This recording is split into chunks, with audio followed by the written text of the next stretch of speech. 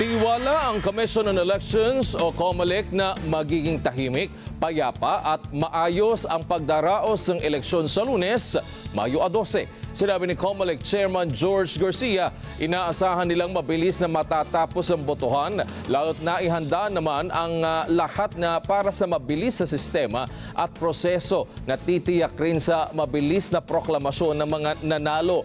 Kasabay nito, umapila si Garcia sa publiko magtiwala sa electoral process at huwag mahulog sa fake news. Nagpaalala rin siya sa lahat ng kandidato na magkusang alisin ang mga campaign material na nailagay sa mga lansangan ngayong araw at binigyan lamang sila hanggang alas 12:01 ng madaling araw ng linggo para baklasin ang naglalakihang tarpaulin. Bawal na rin bukas ang lahat ng uri ng pangangampanya kasama na ang social media.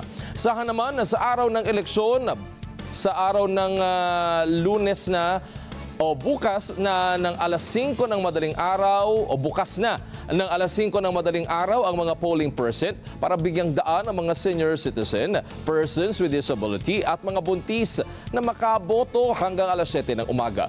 Ang regular na oras naman ng botohan magsisimula alas 7 ng umaga hanggang alas 7 ng gabi.